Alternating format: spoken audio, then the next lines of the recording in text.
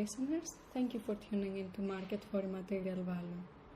We are Valentina Karga and Peter Jan Grandry, and today we're hosted by the Institute for Endotic Research, which is a project by Lorenzo Sandoval, and we're here with quite a big group of people, namely Michael Birchall, Sivanesan, Micha Bonk, Kristoffer Gansing, Renata Gaspar, Dafna Maimon, Hanne Lippard, Alex Roemer, Sumugan Sivanesan, Morgan Sutherland, Pelin, Vickers, Tessa Zettel, and of course our host, Lorenzo Sandoval.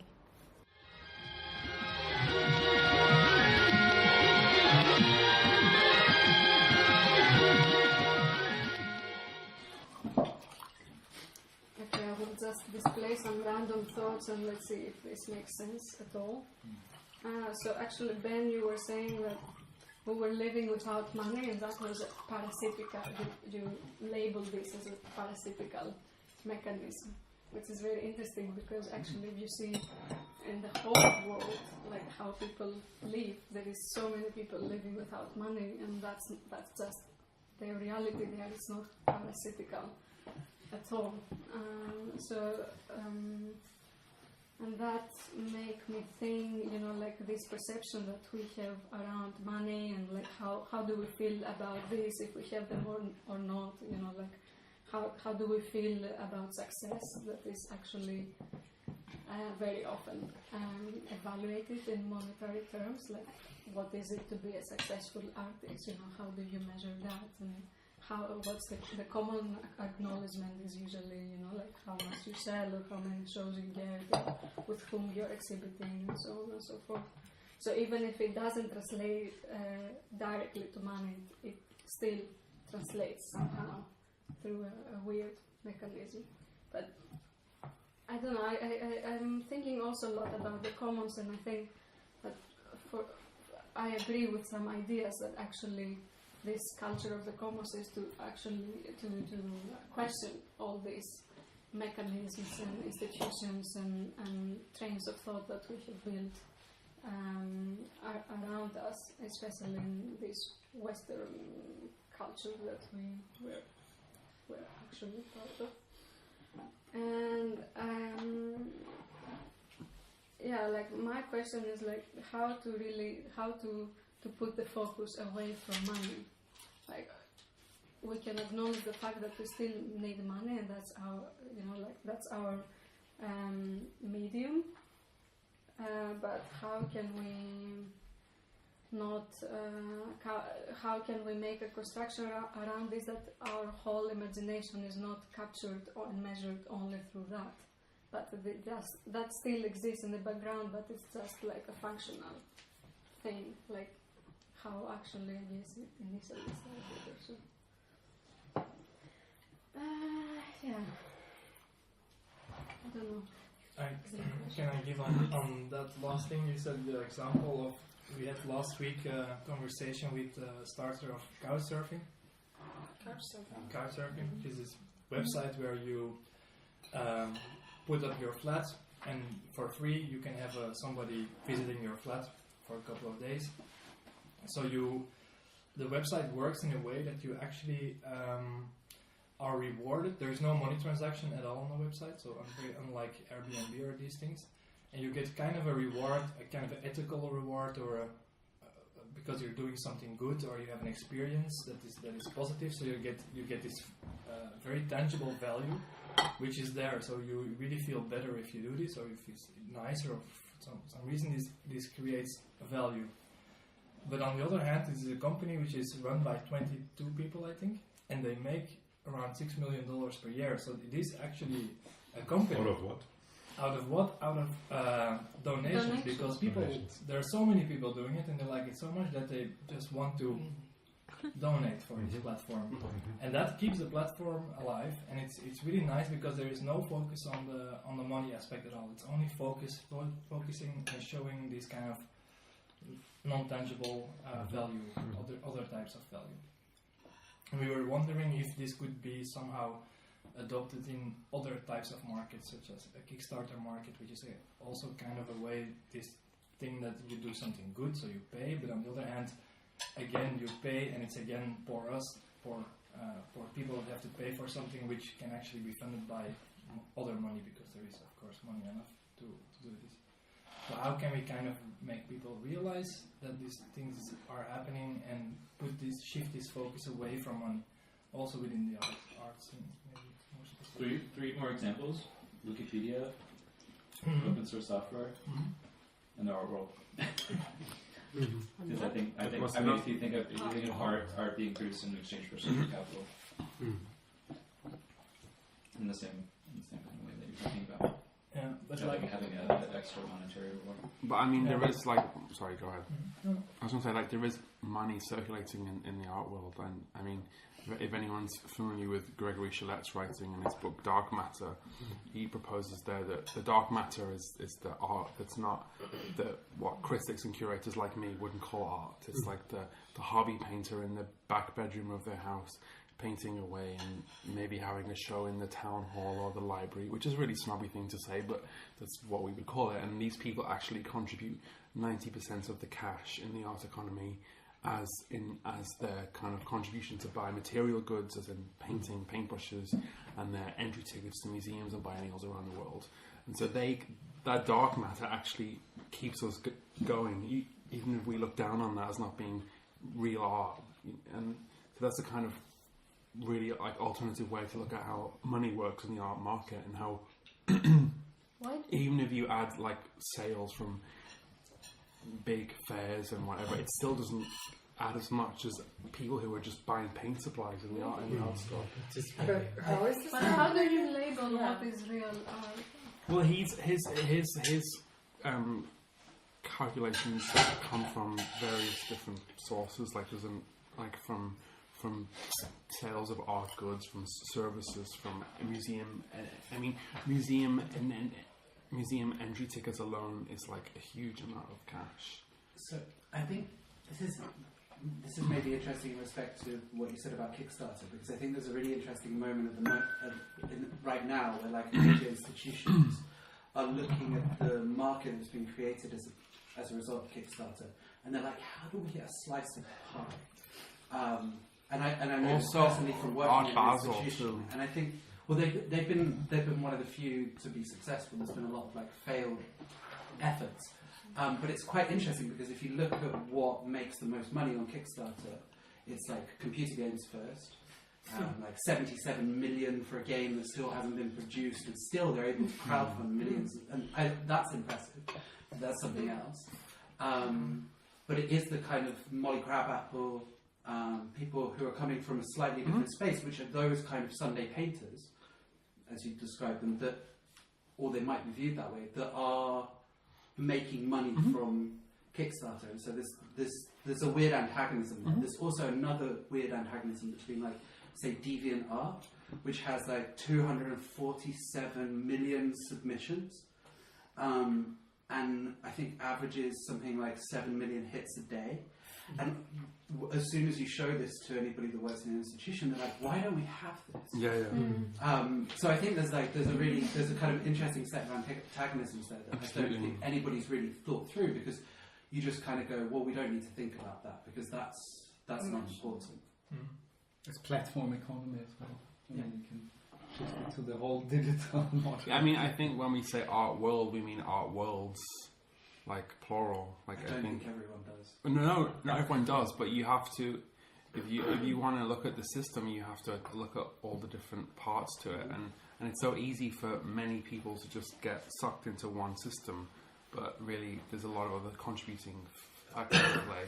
I mean, I was doing some research last week at looking at where private museums get their actual funds from. And most of the major private museums that I was looking at, like the Foundation Bayerler in Switzerland, which is now the most visited museum in the whole of Switzerland, which is quite a big statement because Switzerland's very small, but there are a lot of Kunstvereins and museums there, so it's really a big deal if that's the most visited institution.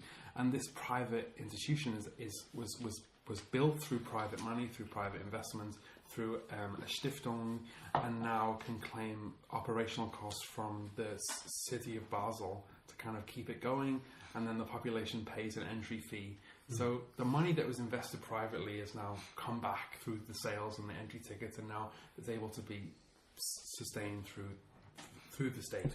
So it's like come full circle, like from private semi back to state. Like the Google now. Yeah. Bilbao, it was the same. It's like they have it like for the next 15 or 20 years, something like that. And it's still like the population of Bilbao, like they have to pay like the entrance, etc. But it's like paid like with public money mainly. Yeah.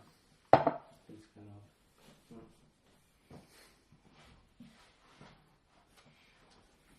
Yeah, so actually,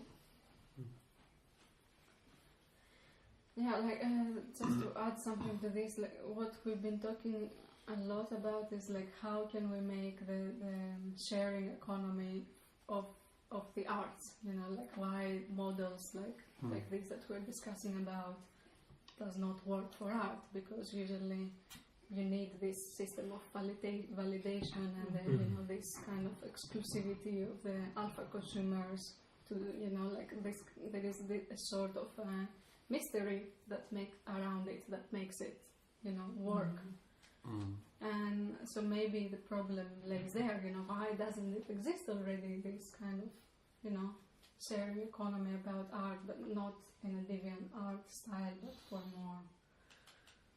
I don't know how to choose what you to think do. like with media labs and stuff like that, then it changes a little bit, because then it's like a model, like it's like between like working in the commons, like popular culture and art, and it's integrating like the example I know the most is like the one in Madrid, and it's quite successful in the sense like it's like a lot of people are coming from different, very different frames, like people are coming from the art world, people coming from the activism, people coming like from the last social movements. They are like people from the makers, people from astronomy. They are like colliding, like producing a model like actually it's capable like to integrate like at the same time like different frames of people, like probably like they are most interested in deviant art and other people that they are interested in the Museo del Prado. So maybe it's like about like how to change the way like we connect the different things, like how can we find like the connections with more like popular culture, like the digital realm, and like the art world. Like this was like you said, I don't know who said, like like the art world. It's like more like the art world, just one, and you put about like all the industry of the supplies, but even like the people working in the galleries or the museums installing. So you don't consider them as a part of the art, but they are also part of that. But the sharing, you're talking about the sharing economy in the kind of art system, but doesn't that happen anyway amongst like peers of artists? Isn't that what naturally occurs, that you support each other? I mean, I know as a curator that if I need some skills that I don't possess, I can call upon a bunch of people to help me do that, and I'm not going to perhaps always pay them, or there's like a network that I can use, and artists have the same networks at their disposal. But that has a true limit, because if someone's practice starts to become, an example, dependent on that kind of economy, and then that kind of economy starts to generate income for the person doing it, and at that point you cannot be asking favors anymore. So it has a limit to this kind of system of like the friendship or the exchange or whatever. Goes out of balance. Yeah, but I think it has a limit, right? That's what I'm saying. Like everyone has a limit on that. Well, I don't know if this exists, but I'm really curious to see if anybody's tried to figure out what the audience of contemporary art is, because I think that actually might be a limiting factor, and then everybody assumes, partly because of the like neoliberal narrative of like the 90s and like Tate Modern and things like that a particular kind of culture is for everybody, and this is how we do culture, and therefore the audience is everyone on the planet. And I think that maybe it's like not true. Maybe I'm talking a little bit from a UK kind of perspective, like I mean, a Labour government. Yeah, you're talking about the new Labour creative culture, Cool Britannia model of cultural exchange, which produced like the most visited museum in the world. Like, yeah, but then you talked about the Bilbao effect, and those similar models were adopted in Central Europe as well. Just it wasn't as forced from a government level, and I think in Germany this will also happen, but in a way that's nothing. I mean, that's something like you can track in time. Also, like when you think like in the Grand Tour. I mean, it was like this. tourism. It was like an average. It was like this. I mean, like there was like a specific audience, like who could access like the ruins. It was not the people living by the ruins. It was like the people coming from North Africa that like, visit the ruins. Yeah. Or if you look at like the opening of the National Gallery in England in 1852, was supposed to be for the working class to come and be improved by painting, and they were allowed to have picnics on the lawn, and this apparently became a real on kind of ghastly thing that should be removed. So then picnicking was banned, and then less people came to the museum, and then they were like, oh no, so they're not going to be enlightened anymore. But that's the whole idea of like, but this whole discussion about consumption and taste is, I think, really important to this debate as well, which is often ignored, and the whole idea of the new spectator or the contemporary spectator in art has definitely shifted significantly since the 70s, I would say.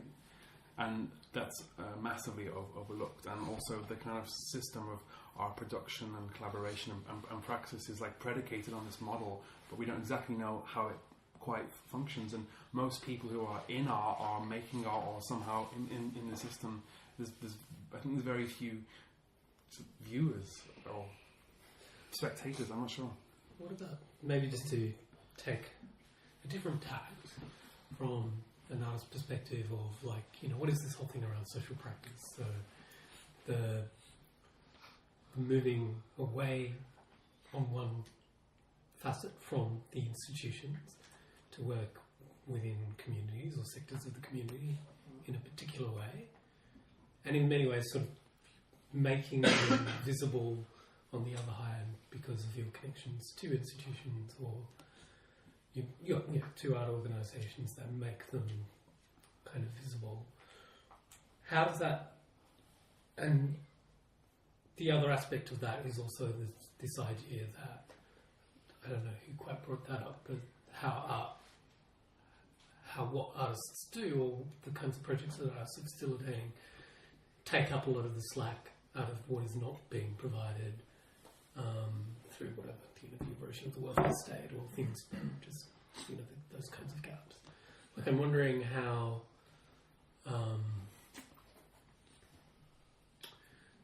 to maybe just sort of move away from the art economy of the art institution, actually like, okay, what is this kind of social production as art? And how is that perhaps feeding back into that system, but how is that also, maybe pioneering something else? Like a different sort of economy. I mean, yeah, I guess in some ways. It's maybe it's. I think in one of the things that we've been doing with beekeepers, it's just sort of accentuating things that happen already, and it's just sort of framing it as art, if you like. But it's just, it's there, it exists, and there are artists who are beekeepers who also do this, and we're just maybe expanding the network or pushing that network in a different kind of way. But what? Yeah, I guess I'm trying to think about how that, is that necessarily an alternative economy? Is that something that is that like perhaps if we think that, particularly in places like Berlin, where the state is bankrupt and doesn't provide a lot of social services, maybe it does, or maybe it's what are the social services it provides are being are shifting. Like how, like if one of the questions is like how do we operate with a minimal kind of integration in a monetary economy? But we know we're somehow contributing to it, and how do we also but this is what grasp saying that? before. If there is like now like a platform like around that, like feeling like the streets with that, it's like make me a favor. I guess it's like that. Do you see that posters like in the street? Yeah. It's basically it's like what is like there is a lot of things and a lot of projects in Berlin. Like it's an affective economy. Yeah, like, you're working with friends. You have like a like a net space, or you're making an exhibition as a creator or a movie. You don't have budget, you can pay anyone, but you are making favors to your friends, or your friends they are making favors to you, and if they are some budget, you try also to distribute the budget or something like that. But now it's like very interesting because this whole model that it's very much present in the city of Berlin. There is kind of a Airbnb style, but to capitalize that, it's like they make me a favor. When I saw it, it was like in the door. The poster was like a small poster printed in color, which I thought that it was like very weird kind of project. Well, this is budget and this is a startup, so let's see what is this. And I check it out, and actually it was trying to capitalize this kind of affective economy that anyway it's capitalized by the state. But that was done. That there are lots of platforms like that. Like there's TaskRabbit that was set up in the States already a long time ago when the economic crash came.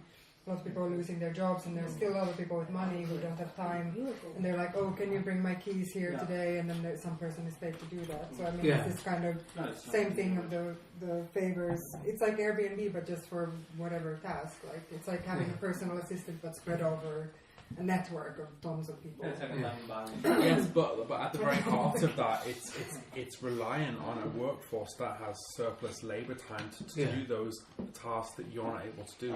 So you're outsourcing it, so it becomes effective. Like and the need to do it, but also like the things like the way they were communicating, like the campaign they were doing at the beginning. Now they're putting big posters in the street. It was like through the "I lost my dog" like kind of poster, but in color. You know, using the apparatus of the street. It was even like something like the design style, you know, and that's why I thought it was very interesting because I mean the street was very well designed, but the kind of like device that they were creating actually was even imitating the kind of system that like unregulated and precarious economy use in that sense. But if you but you're talking about something. No, just continue. No, but to me it's like you can also, if you look at how many there's like these posters have this digital signs that you can take. Yeah. And if you actually look at how many are taken, then you might be a little bit more optimistic that the people are not being like trapped or like being, because there's almost no piece taken, so the people don't buy it. And these posters hang. This one I took the last one. You might not be the most representative. It wasn't that's true. That's true. You're totally right. But what's quite interesting about it is this sort of attempt to capture, in some sense, the kind of goodwill, like couchsurfing, for instance, which may or may not have started as a network of travellers that were trying to link together, because they had a spare couch and like that idea. But effectively, some of the there's, what did you say, 6 guys at the end of it that are skimming a lot of money off the top of it. And so maybe there's an idea that there are different ways of like how you can make money off a kind of goodwill economy. Yeah, of course. But it's in that high profit. Look at the church. They don't do it for the money. It's not a money business plan. It's just the whole technique and the machinery, which is it's a behind it. machinery for a year. But why are people giving money? Like why are people able to contribute money? The funny thing is that this is needs also this money. No, that's so related to the techniques that the service has to run. You have to buy the techniques in order to make this couch surfing website global. It's crazy. Maybe you know this other association which was called Servas. You hear about it? Servas. It was couch surfing but on a paper printed. You got a catalog. So you could be, it was also global. I was in Australia, traveling with Servas in 92. I had this thick catalog with all the people inside. In your backpack. I had no backpack by the time. Not enough money to have a backpack. But had the thing, and then you wrote them a letter, send it, and then they answered you, and they said you're welcome for 3-4 days, and you. Where did they send the letter if you're back then? Yeah, you had to organize it a little bit in beforehand, and then it was from one host to the other. Oh wow! There was no email, of course. Wow. That was interesting. And did anyone ever stand you up? Like, did anyone stood you up, or like sort of? Did you ever like come to a house and it was like no? No, they also can refuse. Yeah, of course. Yeah, but like you had probably made a whole itinerary then. If you had to plan everything so much in advance, was there anywhere? No, it was not only in advance. You also could go from host to host. And then But you have to the like only sit thing at that which- house and wait for the letter from that next house. You also could call. Oh, you could call it. There were phones. And they know each other. And you've been in a local network too. That's right. But I think your question was kind of also, just to bring it back, was But that does have to be couched. you were kind of talking anyway. about the I've kind heard of people nature that of sort of standing up. social practice They just as stop replying. being like a kind of alternative economy, but also a service provider in a system. But also that, part of the problematic of it is that it needs to be framed as art. Like, Yeah, but why though? Why does it have to be framed as art? because then well, exactly. Yeah. No, but I think part of that is that, part of this dilemma is wanting to have some of those things maybe understood as art, because maybe then it becomes this different. I don't know, actually. Maybe there are different ways of thinking about the ways that we operate. If you look at the history of like community art, like artists did community art for a long time, and then all of a sudden it became rebranded as I'm a socially engaged artist now. Because painting murals, right? Exactly, but this horrible like snobbery of like community art as being like a lower thing and not real art, because you're not doing it with other people. But if you're socially engaged, then it's fine to exhibit this in biennials and to have museums back for like Tanya Bergera's Movement International, to quote one example. It's like this kind of shift in what you're providing. But I think there are many artists that we know that are doing these practices. There's like 1,000 other artists that are just doing this kind of work in their studio or in their community and just providing services without it really breaking into any other global thing. So that is quite interesting. But it's also, I'm also always interested, like, why are artists like naturally inclined to provide all these services for little or no money?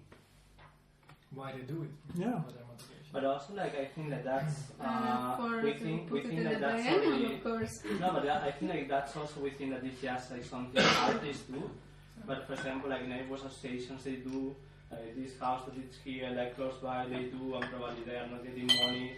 So I think like we have to tend to separate the artists from the rest of the world. Yeah. And maybe it's like something we do, because we're in the art world. Yeah, but it's like happening in the art world as it could happen with the firemen.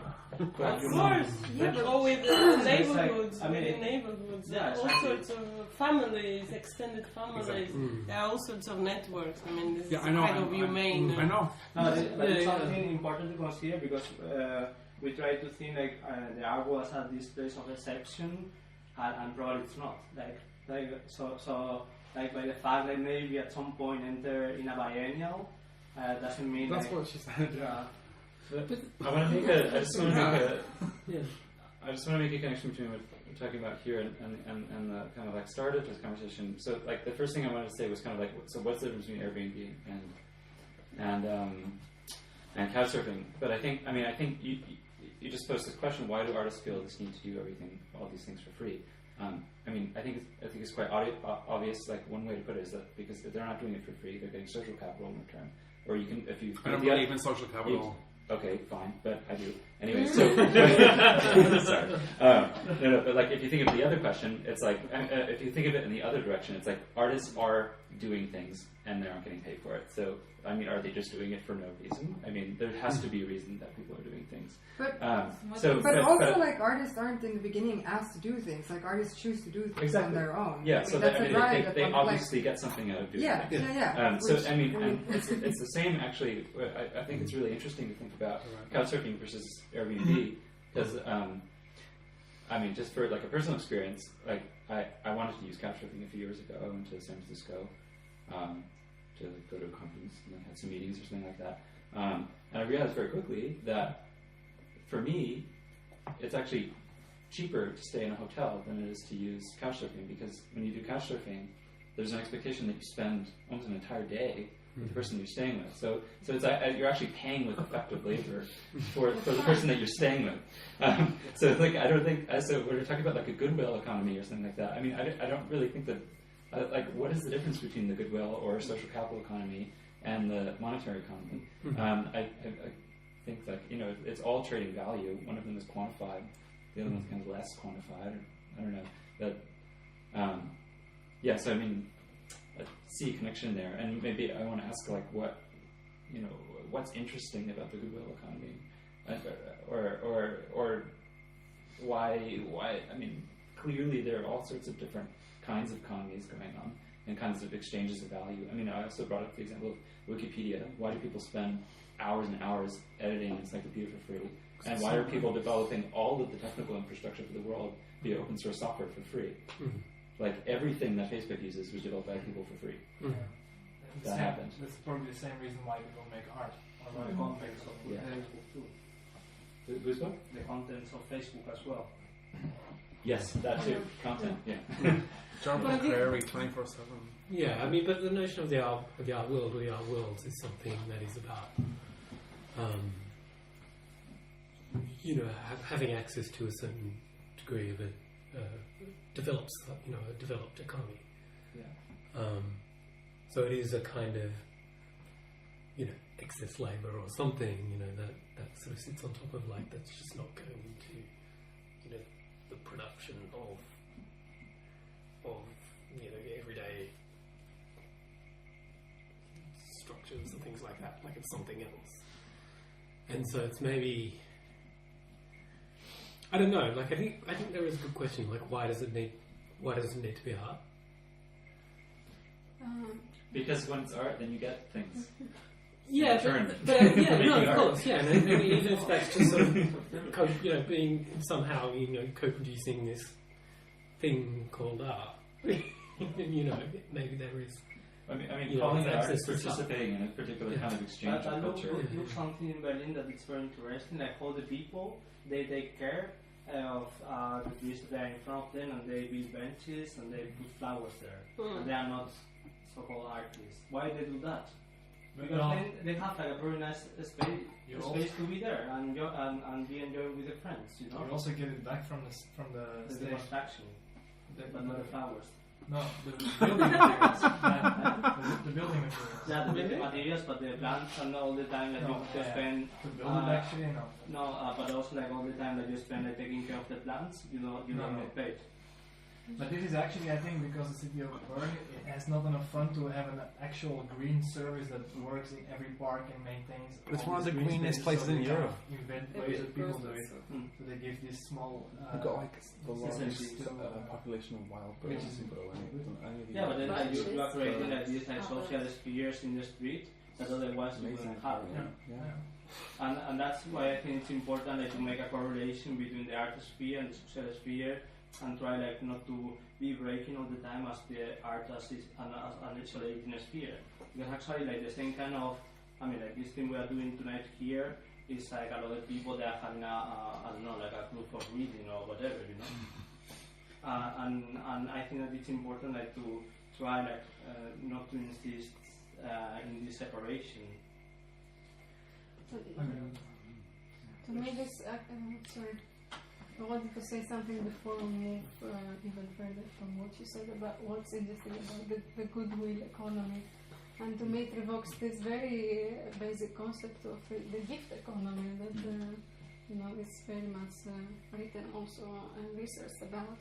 And I think Marcel Mauss in this book writes, what is the reason for people to exchange gifts, and I think one of his conclusions is that people, it's like inherent human practice that people want to be recognized as givers, this generosity. So I guess that applies to this context. Well, it's also inherent that we need to work together in order to survive. This has been for thousands of years. You couldn't, if I would be alone making the fire and have to feed the child that tiger would eat me, so there has to be someone else to like, so it's like inherent, actually this working together is inherent also to human nature, or to human social actuality. But to expand beyond that though, I mean, story of the eye, just lost the name. Batai. Yeah, so, okay, so like Batai, I mean, I'm sure plenty of anthropologists have written about this, I don't know about, but Batai, but only know through Batai writes about Palach society, so like also beyond kind of like, okay, yeah, we need to take care of things, there's also in like so-called primitive cultures, like extremely, kind of irrational behaviors of kind of like, giving away massive gifts, etc., like, completely like putting yourself at risk. So I think even just to kind of say that, like, if we want to kind of go back, then we can go back to practical things and also kind of totally impractical. No, but what I brought up is like the sort of the logical conclusion of how one survives, but then there's of course also the fact that like giving makes you feel good because you share or things. It's a way of dominating someone else. Whoa, that's one someone's silence to it. The risk with this kind of discourse becomes that the kind of economic, a certain idea of an economical framework is like inserted over everything. So, exactly. It changes the basic kind of mode of human existence. Then, but saying that, asking ourselves why do we do anything for free? It's like saying, why do I go up in the morning without being paid for going up? Exactly. Like it's a little bit like. One say it leads nowhere, but it kind of reminds me of a very sad article. Sad like that I read about. I can't remember exactly the details, but like how prostitution has existed for all ages because some monkeys had been found to prostitute themselves for like services, and therefore this was the oldest. The oldest work in the world, like a really horrible article in some daily newspaper, and it was linked then to a theory about capitalism, that capitalism then also have existed for all times, and it's like this, this basic change between everybody, but then the potlatch comes in as really interesting disturbance, and Batai, and I'm thinking always about this concept of living currency by Pierre Klosowski, which I know you also looked into it a little bit, which is quite beautiful in the sense that it also takes this totalizing view. Everything is about economy, even our own bodies can be exchanged like a currency, but there will always be a waste product of that, so to speak. There's something that kind of disturbs that relation or becomes too much. And like maybe the marketplace for immaterial value should also be about, not about kind of, trying to create again the gift economy for arts or the sharing economy for that, but somehow like, crowdsourcing value itself somehow beyond, and not trying to crowdsource, cultural production. But what is this value in itself? Yeah. That's what you have to. That's what I said just in the last discussion. Like, what values do you want to create? Not to say there's some kind of essentialistic value here in the end, but somehow lack the immaterial values that should. I mean, they need to be put a bit on the table. Like, if it's not monetary value, what value is it? It's difficult. But is monetary value a thing, or is it like kind of a custom? Like in the business world, you talk about money as a way of measuring value, not monetary value as a kind of value. True. The business world can like teach artists so much. Makes it very loose.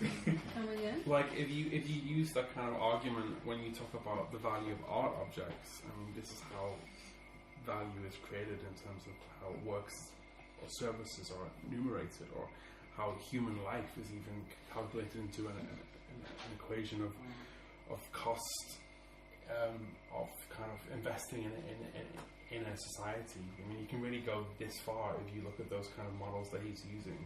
I mean, your example before about it's cheaper to stay in a hotel is like obviously quite deliberately. Yeah, I mean that obviously shows how you view your position in society and as your time being quite important to you. Much more important than social relationships. if you're on a work trip. Well, no, I mean, Depending why on do you what- say that? When maybe his time is used to do something. Exactly. To It do depends. trades or That's what I mean. in another way. I mean, it's a bit. Yeah, It's a bit simple to say it like that. Like, oh, your time is worth so much money that it's not worth time. I mean, it's like. But I think your question about immaterial value is really interesting. Like, actually, what is that? Like, where does that mean? Yeah, this is the thing that I think we try to aim at with the title. The market for immaterial value is the market we're in, right? Money is also immaterial. It's numbers that shift from place to place. It gets numerated, and it's an immaterial market. But of course, it's an immaterial value. So the title also, like, we try to play a bit with that there is also another value that we should look at, and what it is. Of course, that's something we would like to find out. I think there is a kind of danger in that kind of abstraction, and it feels like we're in quite a lot of danger in the last kind of 2 hours of conversation in terms of we use this phrase with people I'm working with, spreadsheet of the mind, to try and avoid kind of over systematizing and falling into cybernetic thought as like utopia. And it's like there's a similar thing going on of like the kind of dollar sign of the mind, of like we've only been able to talk through that filter, and if we're talking about other immaterial values or value, where does the struggle exist in being able to say, let's write down a set of values and then build a system on top of that? I think it comes into a question of scale. So, like, and the reason why the art world struggles with this, so I feel if we're talking in an art context, is that it's, for one reason or another, thinks that it's capable of emancipation at planetary scale. Now, it might be, but it also might not be. And it's like, I'd quite like a specific example in terms of efflux. If I'm not putting you on the spot in terms of your insight into how efflux evolved, I look at efflux and I'm like, that's really clever. Because it seems like there was a situation, don't like the way the art world's evolving, design a hack that creates the conditions for a small system to operate that can then permeate out. And that kind of thing can come from like people sitting at a table writing down 5 values that you want to reproduce in the world. I mean, that's kind of just how I feel. But I wonder if maybe if you comment on that, because you have like an insight into how the efflux evolved. I have not. I'm even not subscribed to efflux. I have nothing. But you kind of you mentioned earlier that you've kind of seen it grow. Yes, I mean,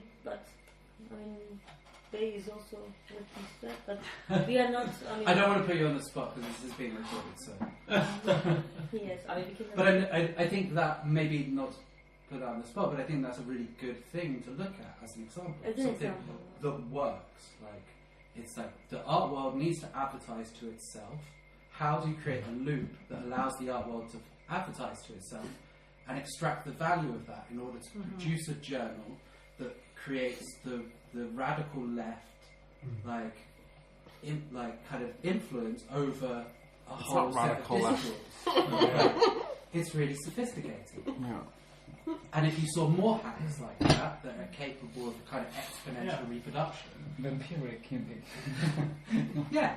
Well, it's kind of parasitic, but I mean, what I said, when I said parasitic earlier, what I meant was in the current mode of reality that society accepts. Not my mode of reality.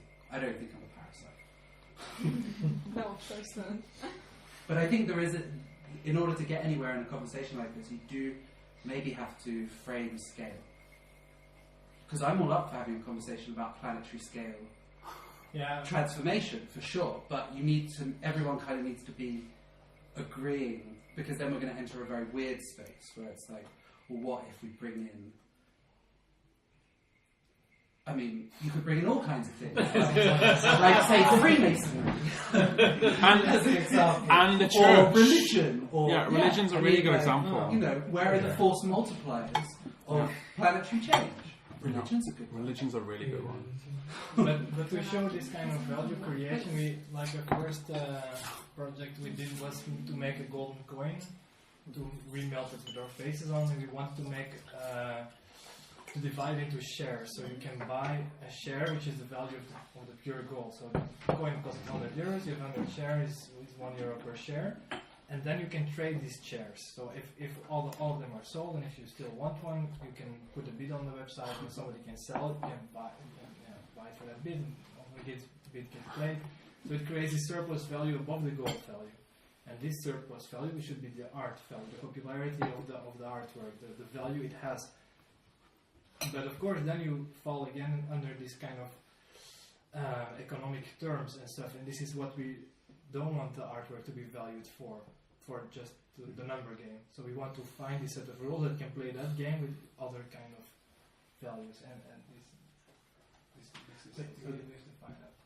I don't want to talk too much, but maybe I would just say it's like you're kind of producing an artwork rather than, because you could produce a financial instrument that could do what you're trying to achieve more precisely.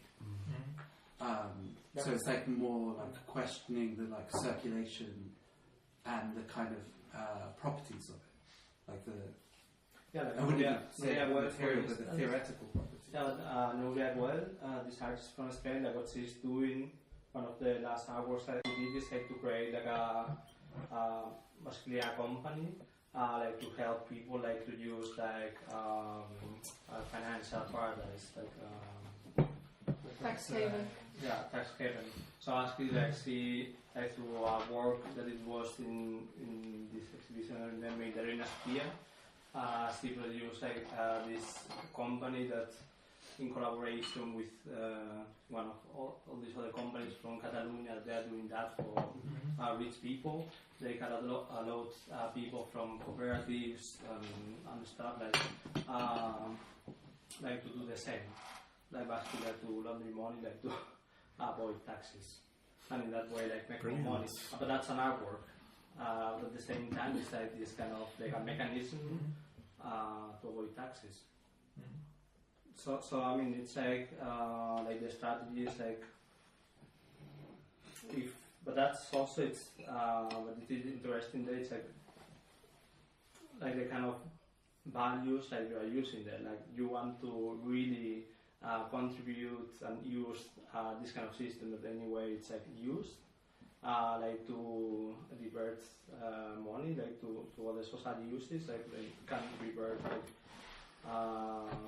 in social projects as they are doing like to help activist organizations that it's or like the social values like should be like very clean in the sense like ethically socially should be right.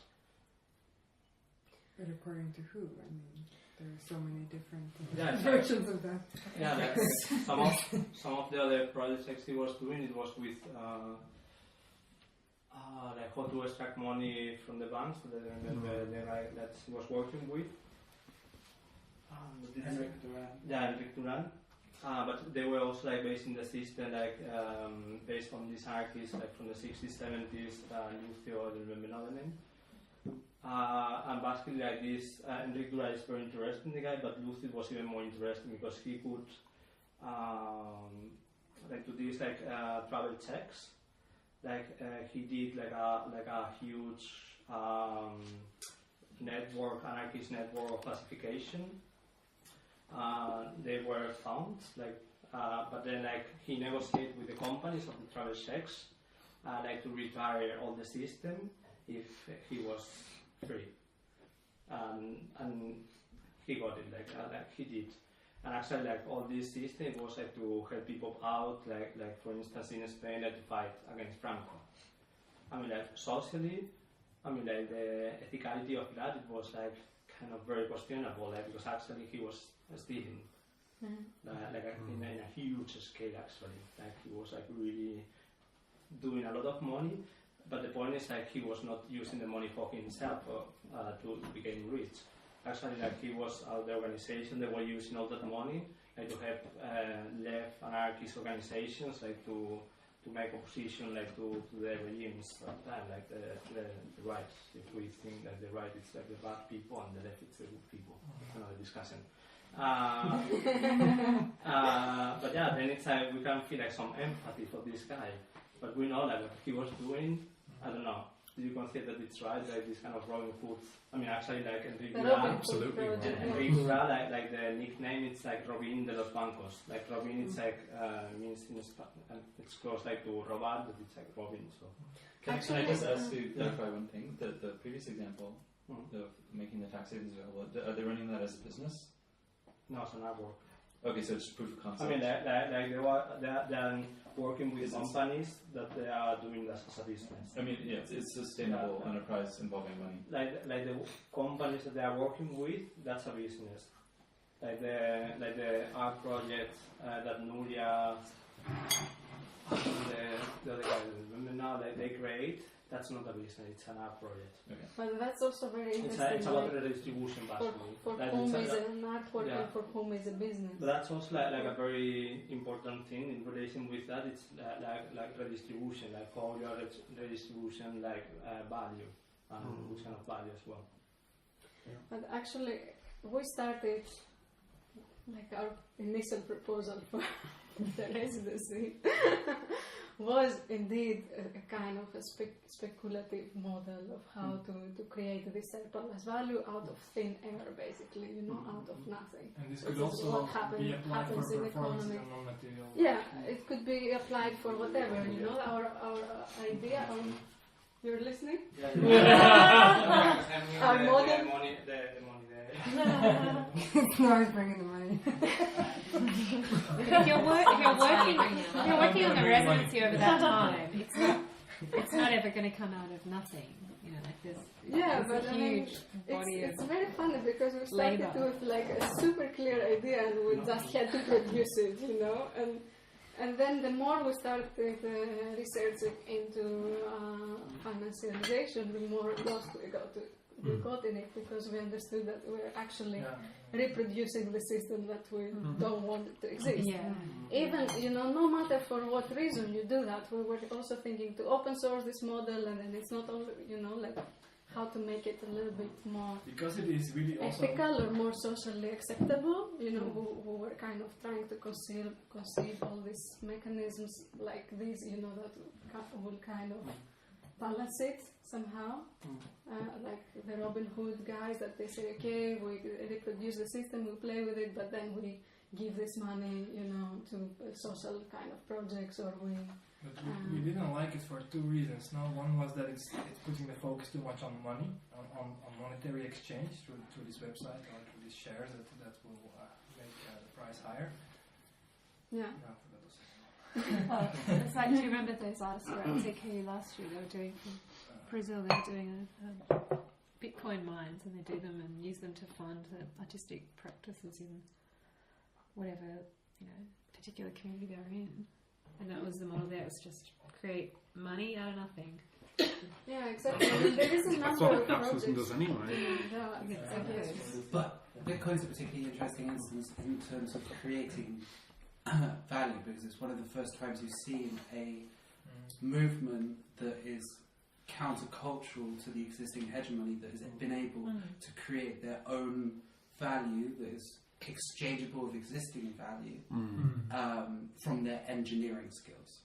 That's alchemy. Like, it's quite. At a scale. There are many examples of people doing that. Yeah, really big scale. Yeah, there is a number of projects that go on with this mentality. So that could be also a very legitimate project, I guess. But we want to change the whole language and how we think about this in general. Like that would be our wish, but maybe that's not even possible. So there is that tension that you mentioned before. So wanting to create this other value, but then also wanting to, Yeah, like if we all stop now believing, in the whole world equally that money was what it was, then what, and then we replace that with something else, or maybe not something else as a centralized thing, but many different things, so that we don't end up with the same hegemony again. Like, could that work? That's what I'm asking. But that's like money is like something very recent in the history of the human kingdom, actually. So that doesn't mean like it's going to stay forever. It's also As changing. well, like It's the stay too space. long. As well like the idea of the space. That's very recent. Like they are like those both things. I mean, like they are like in an operative like global issue. It's like extremely recent. You can also see money as a kind of medium that the nature of it is changing. I mean, that was with Bitcoin, the famous statement that now the taboo of money has been broken. And you mentioned the blockchain, so that's going beyond Bitcoin. The kind of one of the technologies that enabled Bitcoin to be effective was the blockchain, which is like this kind of digital ledger that keeps tracks of the transactions. And this is now very much discussed as a commons platform for commons. I mean, you can find already countless of different Quantify quantify coins. Like there are these problematic aspects. There are new kind of bitcoins, other kind of coins that are emerging that might use this kind of platform. Yeah, which one will be the utopian platform? Yeah, exactly. I mean, but you mentioned blockchain before, right? Yeah, but for tracking provenance of digital files, so nothing to do with currency. So just reproducing the ownership, the property model in a distributed, commons.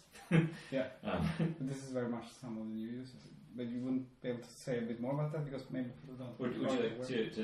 I don't know if it's particularly relevant to the conversation, but I mean there are two main projects. One in Berlin, which is a scribe, another one in New York called Monograph, and then there's a third one called Mime, also in New York, which is a kind of bigger ambition. But both Monograph and a scribe are interested in being able to kind of unambiguously and universally declare that a digital object belongs to a particular individual in a way that's provable and that can't be censored, and that anyone can look up. And so this is basically, the way a scribe thinks about it, kind of like registering ownership in this kind of distributed manner is sort of like a platform, something that a lot of other platforms can build on in order to kind of like work with property in new ways. I haven't really followed it up so much on enough to give really clear examples of what kinds of platforms can be built on top of that, but I don't know if that's happening.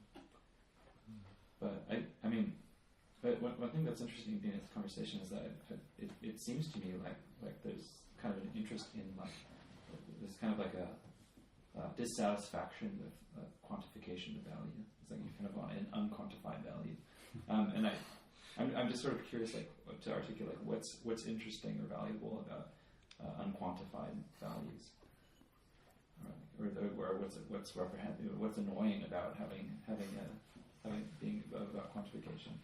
Because it can easily be, it becomes fungible, meaning that it can become monetized, exchangeable with money, if it's measurable. What can become exchangeable? Whatever sort of value we put on the table, like, I don't know, social value.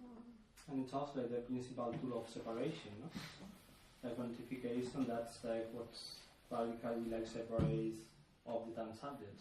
I mean, that's the object and subject. Okay, sure. The quantification, it's like the main tool to create this radical separation. It's like a division device. But I mean, is there something wrong with exchange? I think maybe part of it too is that it's funny, but just wanting to think about exchange in a way that is not so capitalocentric in a way. So there are these other kinds of forms of exchange that exist, and how how I guess in ways how realistically can we reproduce them now in ways that don't necessarily have to refer back to that as a means of validating them in a way as well. Perhaps that's one part of it. I'm not sure. I think also the reason artists are so interested in this is because they are being monetized really clearly, but not by artists. But everyone's being monetized monetized, though. It's not just artists. Everybody of course, but workplaces, artists are not getting the benefits of that. It's like if you think about this whole kind of creative cities, and in Australia there's very specific ways in which like developers get more floor space ratio if they've got, you know, the credibility of having had like a bunch of artists using it for a couple of months, and that's like really, that's just money in the bank for them. It's, you know, tangible. Of course, but I think it's important to acknowledge like all of these struggles that we're talking about in the art world are like really prominent in the general workforce, and that 0-hour contracts, immaterial labour, worker exploitation is like rampant across all industries, and particularly in places like Berlin, which is reliant on a regular influx of creative workers that are happy to work for less money than Germans would, especially in the startup scene. And the whole creative economy here is being completely encouraged by the mayor, and by 2025 Berlin will be entirely based on creative industry, and then rents will be so high that no one will be able to live here anymore. But this is the way it's kind of going here, and then so we're all kind of complicit in the system, and I think, but Australia is a good example because you've got such a strong economy, which is also choking you at this moment. But I mean, it seems like there's a design. I mean, to make it really vulgar, I mean, there's like a problem with capturing value that you're generating. But that's the problem. Who is capturing the value? Yeah, exactly. And I mean, maybe like quantify, you know, say currency is like suspect because it's like a tool by which other people end up capturing value. Not us. And that's pretty unfair, and that's actually the problem with exchange. Is there a problem with exchange? But I also like redistribution, because like the thing is like if there is like some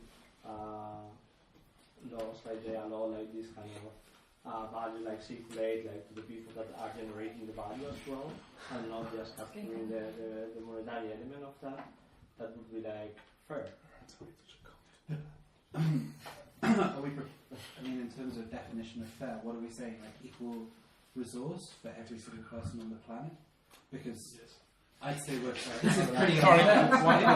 Well, this is a pretty. I mean, you have to go to that. You have to go to that point if that's the conversation we're going to have. Because otherwise, we're having a conversation about how can I get more slice of the pie. Like you have to go like how do I drop my resource down to a certain amount. I would be interested to quantify how much resource would be an even distribution, say of copper or silicon or medicine, and like is my phone already outside of my resource? Like, and I think you have a conversation because you're renting it about fair. You have to kind of go there. But I think that the kind of issue of like quantification is maybe the problem with the things that we're kind of distressed about in terms of our value being captured and quantified is because the things that we're producing or trying to describe or bring into the world are operating at a scale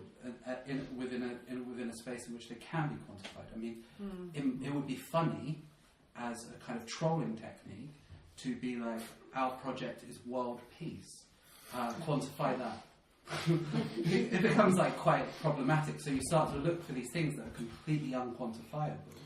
Probably not, though. If you speak to an actuarial scientist, I'm sure they could come up with an equation. But it is kind of weird that we're not talking about things like that. No, but related to that is also what I feel like somehow if for example pleasure is another one. It's something really personal and really subjective. And what's wrong? What's the problem of just doing whatever you want to do? You know, out of the residency, and of course, then the kind of backlash is, oh, I'm not providing means to maybe carry on doing whatever I want to do in the future, and this is the difficulty. But I mean, no one has that guarantee, or anyway, that guarantee doesn't exist. This is something really tangible for anyone. Anyway, of course, there are all these variations within this hierarchical structure of power and influence and money and so on, but still you've been given the possibility of doing whatever you want to do somehow, and maybe just playing with that element of pleasure and satisfaction is also disrupting the whole quantification and the whole issue about this like the self-sufficientness, however you say it, about the proposal and the ideas and the steps that will come after that. But there is the opportunity and there is the space for. I mean, I don't know. Also, for example, regarding this dinner and regarding this conversation, you could have also, in this maybe economical terms, exploited as a little bit more. But maybe this will also be a way of us getting a little bit more engaged with our own personal relationship with these topics by just, for example, thinking about a very short and concrete proposal. Regarding one or two or a set of questions that you maybe could have initiated the whole thing with.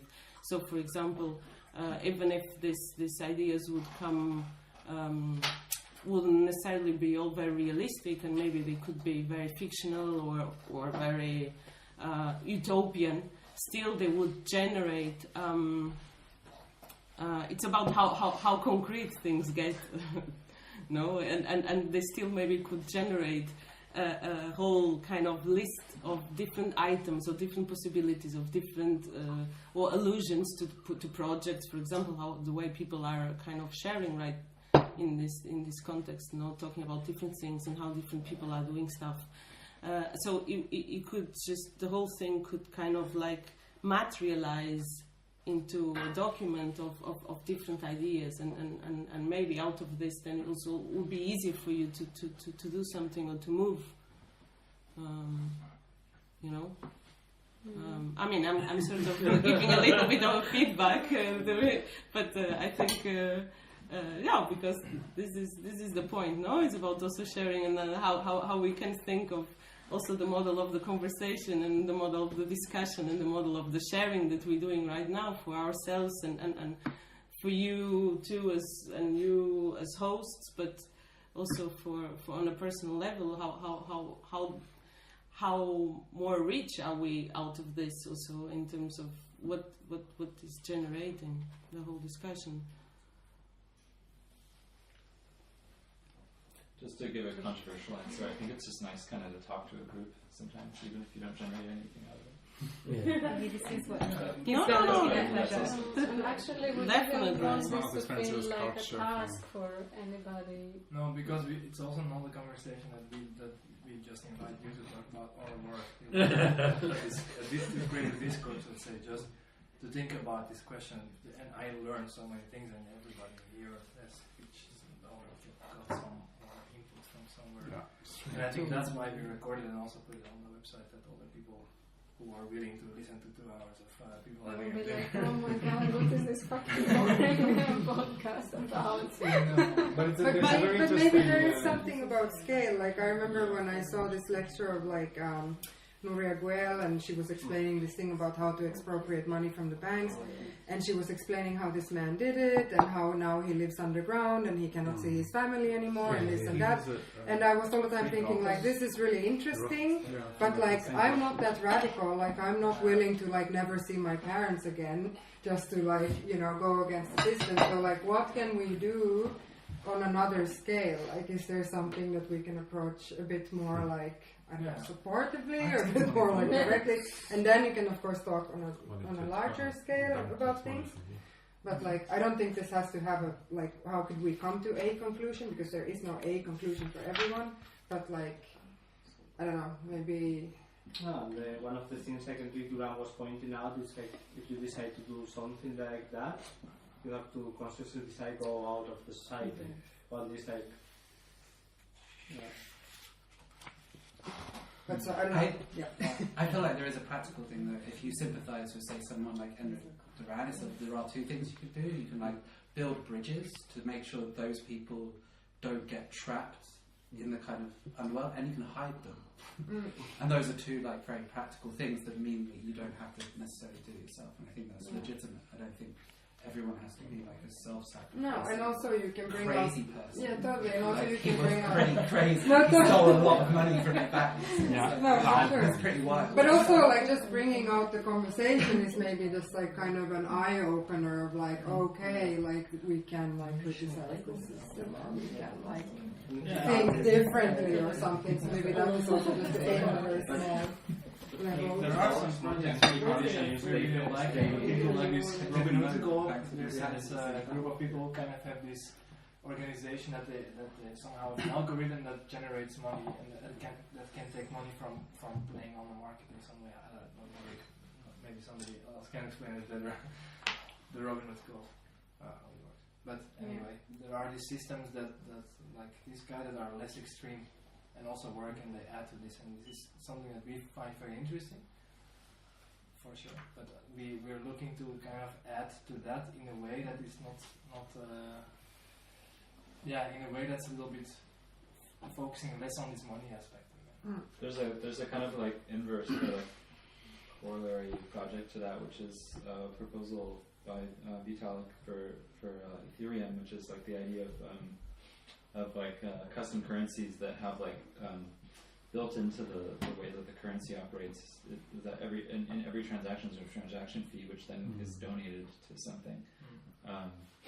So you can imagine kind of like an economy with maybe hundreds of thousands of different currencies, and you kind of choose the proportion of how much of each currency you use depending on kind of like what kind of like cause you want to support or something. But I mean, so it's like doesn't that happen now in like in the US and you're in a supermarket and you don't have a plastic bag and you say which charity you want to give it to, and you're like, oh God, what's more important, like the starving children or like the poor dogs? Yes, there's this dilemma at the tail, like which charity it's deserves basically the more. same thing, except you're not skimming off of like the kind of like there's the like economy of like human beings, which is here, and then there's the economy of like finance and industry. Exactly. And finance about finance, which is like much. There's a lot more. Yes, of course.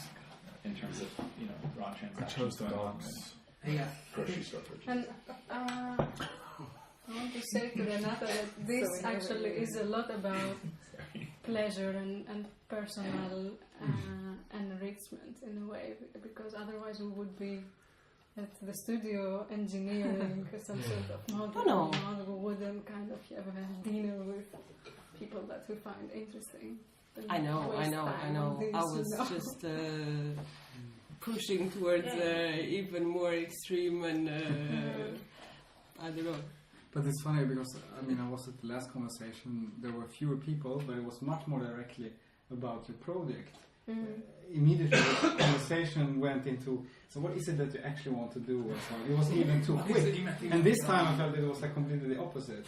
And also because there were more people, I don't know, last time there was very little focus on who the people were and what they had done. I think we spent so much time trying to somehow position ourselves. And this is funny, like that's about scale in this very room. Yeah, I think that's also one of the things that we're interested to test as well. Like how do you... I mean, also, like when I referred to this idea of document was not like aiming towards any kind of decision making sort of direction. Not at all. It was even more to think about the fact that not everyone has participated and not everyone spoke in that but sense. It doesn't matter. No, of course it doesn't matter. I'm not saying that. Of course, people are free to join in whenever they want. This is not what I'm saying. It's just like about the access also to participation and how much of this is also important for you to gather. It's more about that. Do you want to talk more about your project? I'd be interested too. I mean, we talked about some examples that are interesting. We thought like very practical, always from the beginning on. Like we want to make a platform that kind of symbolizes surplus value, like immaterial value, like with the stocks, that you can trade stocks, for instance, stocks of an artwork. So you reach a limit, you can sell it for higher. You can always buy them on the same website, so you create extra value. Then we also had another value which would function more as a lottery kind of system, where you have an artwork on the website which is curated by the curator of the month, or is chosen by random. Are they It's paid? Artwork, it doesn't matter. Are they paid to do that? Who? The curators of the month. Wait, yeah, okay. So you have, I mean, we don't know. Ideally. Let's say that. So this could be You the want- way you that want something you one? sell tickets. No, you sell Okay. tickets from an artwork.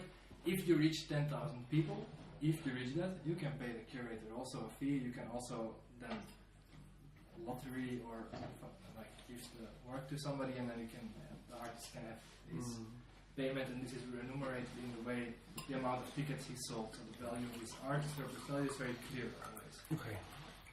But how to do that when we don't have a platform that, you know, reaches millions of people? Yeah, then we could say we time turn this when into you an say, you know. organization. Like we could hack the emailing list of influx, for example.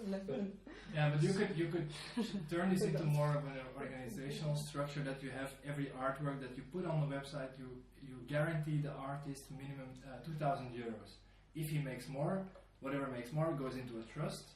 If the next artist only sells 100 tickets, you can give him the 2,000 that the other one had made as extra value. Actually, we did something like similar. It came to my mind with Ahmed Oud. Mm-hmm. We had a project, Kristoffer, Ahmed Oud and me. We came out, we were brainstorming and we were doing something. And then we came up with an idea that was our discussion with the student debt in New York. Yeah. And then we developed a year. We wanted to use the surplus to control and recreate the surplus and get money and put to the student debt the money. So we invited artists, like 4 or 5 artists produce artworks. These artworks will be presented. The artwork is student debt container. This was the topic. Yeah. And the artists, we said there is only 500 euro or something, I mean, in the beginning. And then they produced the artworks. I mean, later that, it took 3 years because none of the institution was interested with this project. Mm. And then we had to really, in New York, find out. So then Ahmed found someone who went for funding and got those money. And so the artists, they produced the work, is exhibited, and nothing happened yet. But in order to, it's not so easy, in order to define the circulation of the surplus of the artist, we contacted to a lawyer and we prepared an agreement. So there was Martha Roser, Kristoffer, Superflex, and there was this Natasha Hagaya, and they had to sign an agreement. These were the artists. Yes, and they signed. Ahmed himself too. So 5 work was produced, and they were agreed to sign. That was written, or Ahmed also developed the work. If this work was sold out, if somebody wants to buy, the money goes directly to student debt. And Ahmed collaborated with the union student debt. So there's 2 unions in New York, and he collaborated with them. Strike debt, and then there's another one. And if an institution is buying, could be like MoMA wants to buy the student debt container of Martha Rosa, for example, and he has a surplus. She has a surplus. She's very famous, and his art history. She doesn't have money. Mm-hmm. Martha is very really broke. Don't record, but I mean, she has a surplus. You know, she cannot sell so much, but she is very known. So an institution can exhibit that too, you know. And we were really spending 6 months time. If the container of box, donation box, this is what they created. This was the idea that we gave the artists. So we spent time that if people really put in an institution to the box money, who will own the money? How are we going to? I mean, this is illegal at the same time. Mm. So it took us like 3 years, this project, to really formulate, and then with the lawyer to really And then it needs social organization, political organization that strike that. They're not interested in art, of course. They don't care. But the idea is they're interested because the money will go to them. Like imagine that $10,000 Maimon is buying artist, and the $10,000 goes to the student debt union, so it can pay 3-4 students debt actually. Goes to that. So this was a stupid idea, but we couldn't. The artist really produced, and I think the most interesting part of this process was the lawyer paper. That Ahmed really sit with the lawyer and prepare it, and then Kristoffer said, I think the only artwork in this whole process is this paper. Because this puts the principle and rules of how surplus value is going to produce. You know it is going to be produced because you got this kind of artists who are very known actually, and they are interested in this project. Most known artists will not do that, will not go into this kind of risky thing, And then they're giving their money away also. They're not going to earn money from that. And if you go to students, it's supposed to be the student debt. Who paid the lawyer? Huh? Who paid the lawyer? The lawyer. This was another issue. Even advising is you have to pay. So 1 hour advisor. Ahmed was calling someone to advise. It's like $500 an hour. And then he was trying to get someone, but this person wanted the money, and there was one artist space was helping us to get a funding also to pay for the lawyer also. and then later, because we had a silent university, we have other lawyers, and they helped us. But at the end, I think I have to ask Ahmed, I think he had to pay for something again. I mean, this was also an issue. So it's money directed from another production fee, if it is the selling principles and agreements, the artist can say, I don't, they won't say, but $15,000 one family is buying, I don't want to give it away for student debt, or people took money to the container, and you never know. People put $1. This was with the auction that Hito Taylor gets. We got $15,000 for Covenant. Everybody put just $10, and then you got at the end $50,000 for Covenant refugees. So you never know. People could put $1, and then you can end up like a lot of money that can help one student. But is it legal to get this whole donation and give? I mean, it is not so easy. And you want, and Ahmed also, he wanted to be inconsistent, playing in with the rules inside and hacking inside in that way. It's very difficult to you're speaking about, I'm sorry, like a project, what is really the project, what is really the concrete, what could be the formula, it really differs from it's very relative. Although we are speaking from a general financial system, we are living in a very general, focused global neoliberal system. But if you go in detail, I mean, New York is a different place. Student debt doesn't exist in Istanbul, and this kind of everything is so different. This is why if you go into this kind of controlling surplus value and trying to transform the art tricks totally to a social helping student, for example, physically, like trying to pay their debt. This is very two opposite sides, and then you just putting a line process to create, and you need legal conditions. But actually, it started like we wanted to, instead of helping the students, to help ourselves. But that always starts the system so that everybody can help themselves. It's just an example I'm giving. But this project, I mean, you don't know if it worked yet because it's they exhibited. There was also that the institutions in New York, they were uninterested. Even some artists, self-DIA spaces who call themselves socially engaged, they were really not interested in that.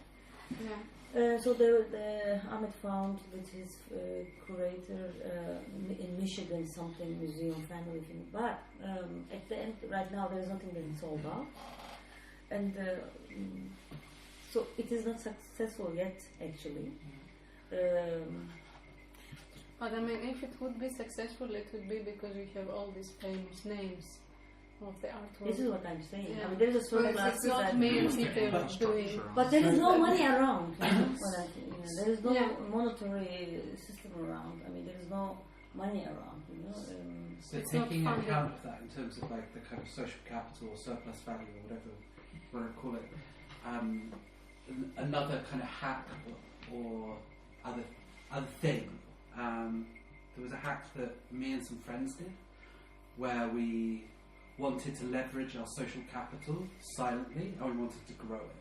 So what we did was 5 of us came together and we each selected 4 artists that we respected. So we ended up, I think, like somewhere around 25 artists. And then we like formed a silent club and we called it Peer-to-Peer Art Collection. And the idea was that we put in 1 artwork each. The artwork, we didn't have any physical storage, we just had a Dropbox. You put the art to the side in your studio, and we made a rule that if something was sold from the collection, then some of the money would go into the collection. But that bit was kind of irrelevant because the project fell apart before we made any money. But what we found was super, super effective was if you had a group of 25 young artists spread across the globe, and people kept that list of names in your head, and every time you were offered an opportunity or you wanted to cite somebody or something like that, you would say a name from that list.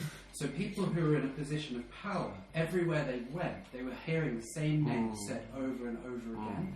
And that's quite weird if you're like interacting with like a young network. And I think this is basically just Freemasonry, but it's just like encoded in like a simple hack. And if you want to like profit for yourself, you can take this hack and it will work. Like, because like the art world is predicated on nepotism. Yeah, that's how the whole thing works anyway. Is contingent on like people in a position of power with limited time having to know what's important and young and fresh, etc. So it's like a hack that could just work over and over again for a young generation, but it doesn't change anything. Yeah. It just means you get to the top quicker. Yeah. So it's like, it depends what game you're playing for. And why did it fall apart? It worked too well. Everyone got nice jobs and things like that. Of course that's how it works. Nice shows, things, and then there was no sense of solidarity between the group because we never drew up any ethical framework. So everyone lives by their own ethics now. And the only rule we made that people stuck by is that you never name the people who were involved. So it was like a sacred society. Yeah, but I mean, this is just like encoding Freemasonry into one little hack. Like, and there are lots of these things, but I feel like it's a little bit of a dead end because you're just reproducing the same conditions at the present moment. And they are being reproduced also by, like, an example, the Artist Pension Trust that like functions exactly that way, where they basically like capital on this idea that artists will only sell for a very short time being, and therefore you would be donating works, and then you get the money from the ones that are selling well at that time as well. And at the same time, these people didn't pay anything for any artwork.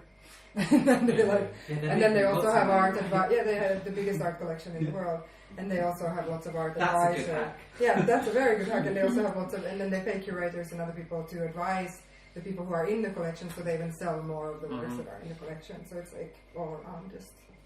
It's just like all the financial ideas that will cost. This is a really good idea. Yeah, exactly.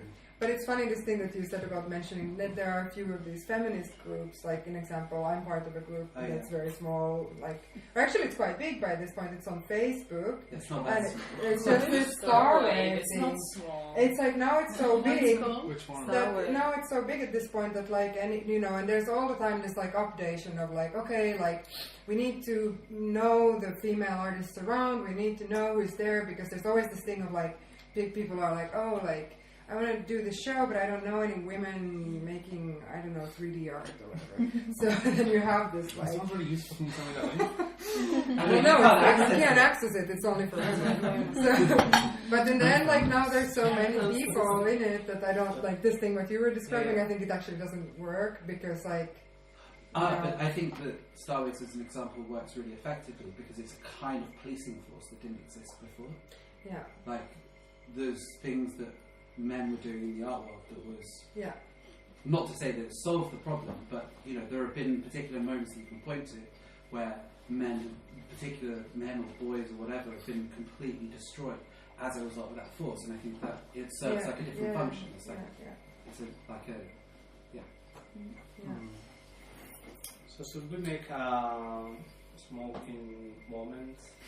maybe we should even enforce a little bit more structure in terms of like having a smoking moment, and then I think you guys should say how much longer you want to then, that we have like an idea of how we sum up and where we're going to, and I feel that we do will, it cheers in the end. On a good point, and I'm sure that after the smoking moment, it's gonna collapse. No, but I think now you can direct it. I'm saying, you know, do it. You want to continue now? I would continue for another, I don't know, maybe 10 minutes if there is more things to say, and then stop. Okay. Yeah. I really have to go to the And bathroom. we also have plates, then we just get up like this. Overall answer? Sorry. Bathroom and up the table. Not yet. It makes a lot of sense, basically. That's good to know. Oh yeah, I'm fine. Lecture. I was always very comfortable. I was clever. I took only one seat, but nobody can share with me. You had more space than anybody else. Okay, 10 minutes. Okay. Focus. On what? I have I'm actually quite happy with how, you know, it started very loose, but actually the point that we had devised with Lorenzo was to discuss this sort of projects, and in the end I thought we kind of reached that point eventually without really pushing it too much.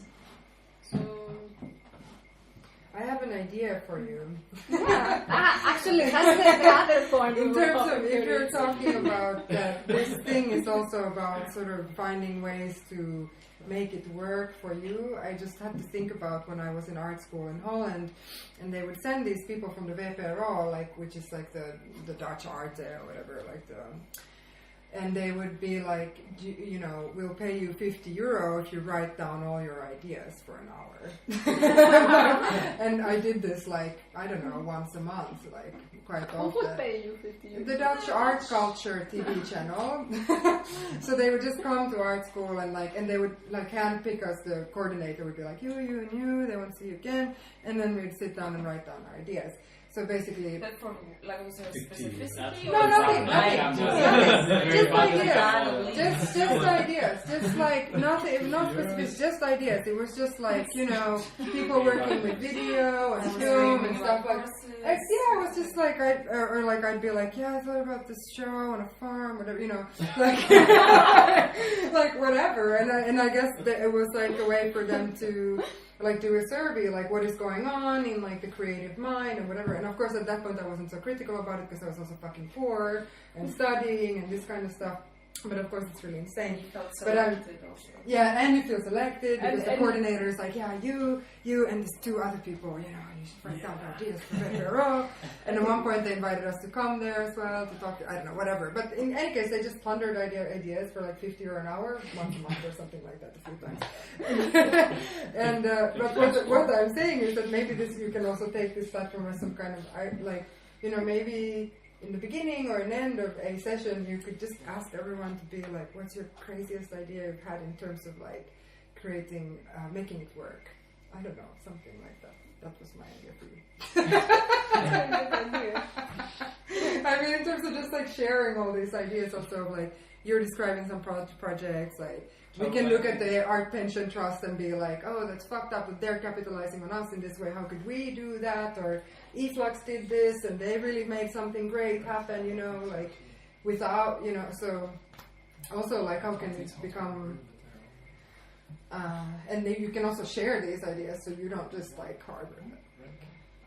Yeah, just to build on that. I mean, I have at least 10 things that I'd love to share with you, and I'll probably forget to if you don't ask me to share it. So if you just create a Google Doc and just send it to all of us, and just say like, write down everything you thought of during the meeting.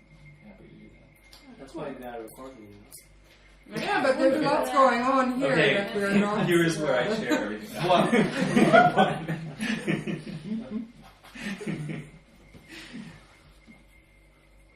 Yeah, but do you want to share one?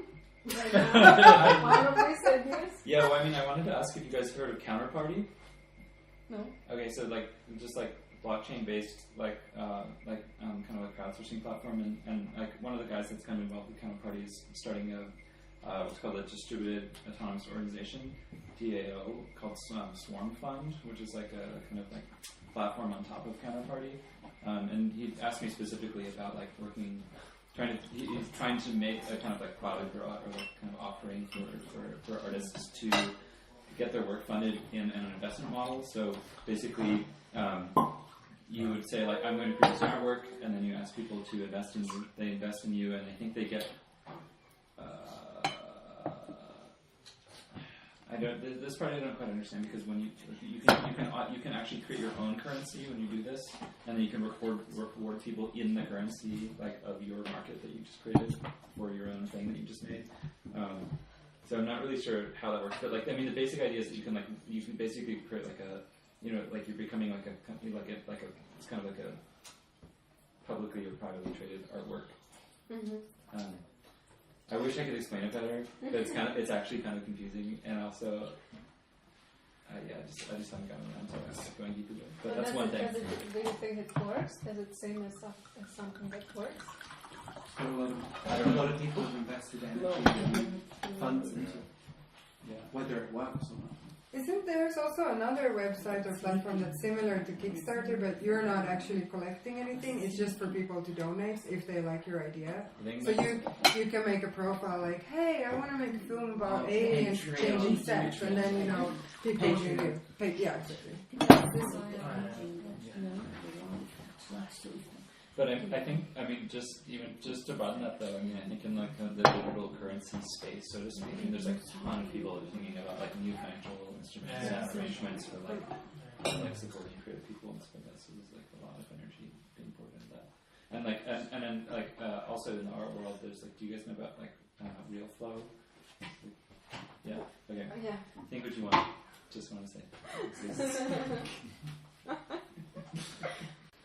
For just throwing things onto the audio, there's a really good talk by Vinay Gupta, who's somebody who's very involved in Ethereum, where he basically destroys VC funding with a new kind of blockchain equity model that he explains in quite precise detail, because he's basically like, VCs are gamblers, you can get a better return on this and it's more sustainable. But it's worth watching the talk. It's a 25-minute talk. So it's quite complex, but he explains it very well. And you could literally take that idea and do it tomorrow if you wanted to, because it is a good one. And there are a bunch of people being like, somebody should do that really quickly.